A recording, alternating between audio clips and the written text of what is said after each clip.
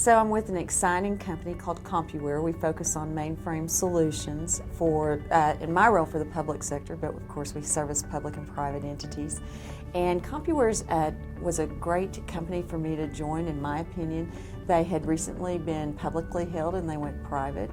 We actually have a focus strictly on the mainframe. So I call it a niche company, but we're able to leverage all of the investment back into developing products and tools for the next generation of mainframe developers and for mainframe technicians. So it helps be with a company that has that innovative look for that next generation.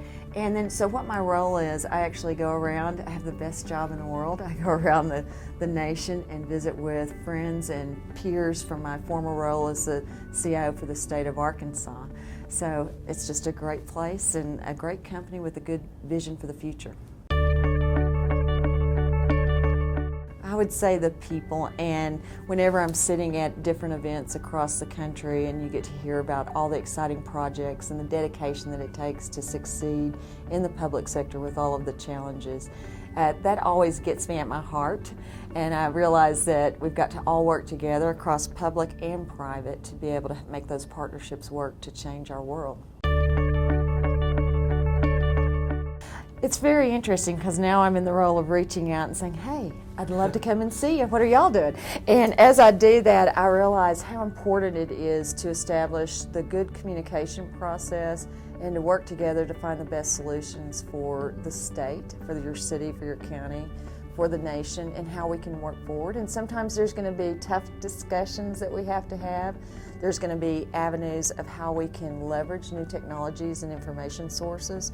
So as we look at that, I realize how much more research I would like to have done, particularly in leveraging assets that you have and how to modernize those for the future. There's so much intellectual property out there and so few tax dollars to work with, yet the citizens demand that online delivery of service. Why go into a government building to pay them money? What can I do with my mobile platform? And so how do we leverage the assets that we have, integrate those assets without costing millions of dollars? That's a tough question because there were so many.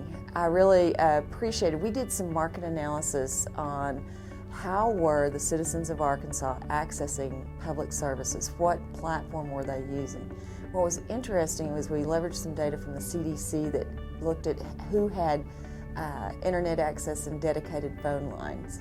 And we were one of the top states that did not have a plethora of phone lines. So we found that our citizens were using mobile access points to access services. That helped us drive our mobile first strategy for Arkansas.gov. And we saw an increasing amount of our population utilize our mobile payments for, whether it was, the interesting part, the #1 app was for online trust deposits for your loved ones in prison systems. Odd statistic, but true. But we saw Game and Fish and being able to check in your game that you were able to find as you were hunting in Arkansas. Different things that we saw with mobility. So being first in the nation for Arkansas.gov, recognized by the Centers for Digital Government, and I understand they just achieved that role again.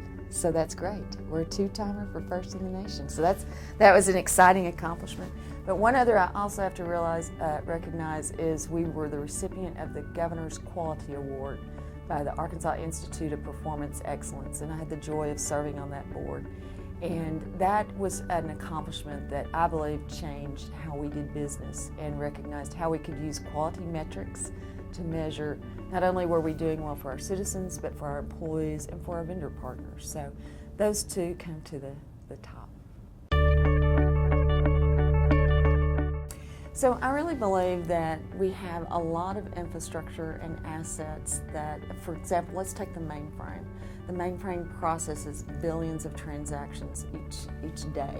And how do we take that and leverage that asset versus throwing it away, starting from scratch, spending millions upon millions of dollars to try to recreate that intellectual property? How can we use tools to be able to access data in an easy way?